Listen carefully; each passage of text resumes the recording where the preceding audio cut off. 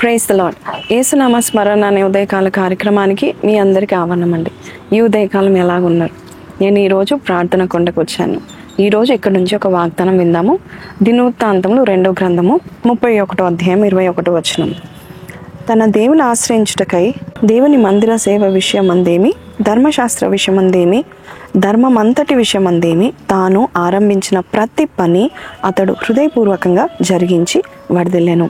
ఈరోజు వాగ్దానము, దేవాది దేవుడు మనము వర్ధిల్లాలంటే ఒక మంచి టిప్ దేవుడు మనకు చెప్తా ఉంటున్నాడు. మనం ఏ పనైనా హృదయపూర్వకంగా చేస్తే ఖచ్చితంగా వర్ధిల్తాం. ముఖ్యంగా దేవుని సేవ విషయంలో, దేవుని యొక్క ధర్మశాస్త్ర విషయంలో, ధర్మం అంతటి విషయంలో హిజ్కియా హృదయపూర్వకంగా చేశాడు కాబట్టి వర్ధిల్లాడని ఉంది. నిజమే అండి. Serve God not men. మనుషులను సేవించడం కాదు, దేవుని సేవించి చూడండి, ఇంకా ఎక్కువగా మనము వర్ధిల్తూ ఉంటాం. కాలేబు 85 ఏండ్ల యువకుడుగా ఉన్నాడు. బైబిల్ సెలవిస్తుంది. యెహోషువ గ్రంథము 14వ అధ్యాయము 13 నుంచి చూస్తే కనుక, నిండు మనసుతో కాలేబు యెహోవాని సేవించాడు కనుక హెబ్రోను ఆయనకు స్వాస్థ్యంగా వచ్చిందని వాక్యం సెలవిస్తుంది. నిజమే. నిండు మనసుతో దేవుణ్ణి సేవిస్తే, పూర్ణ హృదయముతో నువ్వు హృదయపూర్వకంగా దేవుణ్ణి నువ్వు ప్రేమించినట్లయితే, నీ హృదయాన్ని దేవునికి పరిపూర్ణంగా 100% నువ్వు కనుక ఇచ్చినట్లయితే నువ్వు వర్ధిల్తావు.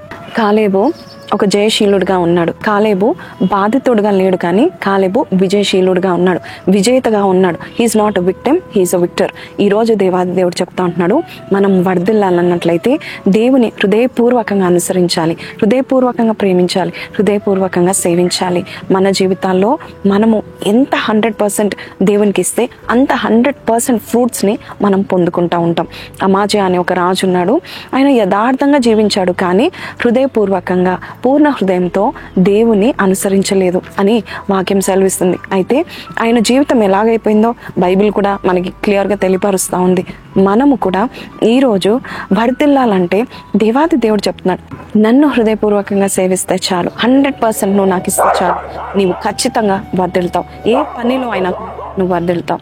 ఈరోజు ఈ వాగ్దానం మీతో మాట్లాడితే చిన్న ప్రార్థన చేసుకొని నిండు మనసుతో దేవుని సేవించడానికి అడుగుదాం. పరిశుద్ధుడా మహోన్నతుడగు తండ్రి, నిండు మనసుతో నిన్ను సేవించే వారుగా మమ్మల్ని చేయండి. హృదయపూర్వకంగా మా హృదయాన్ని నీకు అర్పించిన ఆయన ప్రభ, మా జీవితాలను నాయన ప్రభ పదిలపరుచుకునే వారుగా మమ్మల్ని చేయండి నాయన. అయ్యా, మాకు అడ్డంకులు కానీ డిస్ట్రాక్షన్స్ కానీ ఏం ఉండకుండా నాయన పరిపూర్ణంగా నేను సేవించే వారుగా మమ్మల్ని చేయమని నజరేయుడైన యేసు పరిశుద్ధ నామములో అడిగి వేడుకొంచున్నాం తండ్రి, ఆమేన్. సో ఏం జరిగించాలండి? ఏ పనైనా పూర్ణ హృదయంతో దేవుని సేవించేవారుగా మనం ఉంటే అన్ని విషయాలు మనం వర్ధిల్తూ ఉంటాం. ఈరోజు పూర్ణ హృదయంతో దేవుని సేవించండి, పూర్ణ ఆత్మతో ఆయనను ప్రేమించండి. అంతేకాదు, ఒకవేళ మీరు పరిచర్య చేస్తే కనుక 100% సంతోషంగా చేయండి. అదే మీ బలము, అదే మీ ధనము, అదే మీ వర్ధిల్లుట. కాబట్టి ఈ వాగ్దానం మీతో మాట్లాడితే అనేకులకు షేర్ చేయండి. Don't forget to like, share and subscribe, and also comment below. We're praying for you. God bless you. Have a blessed day.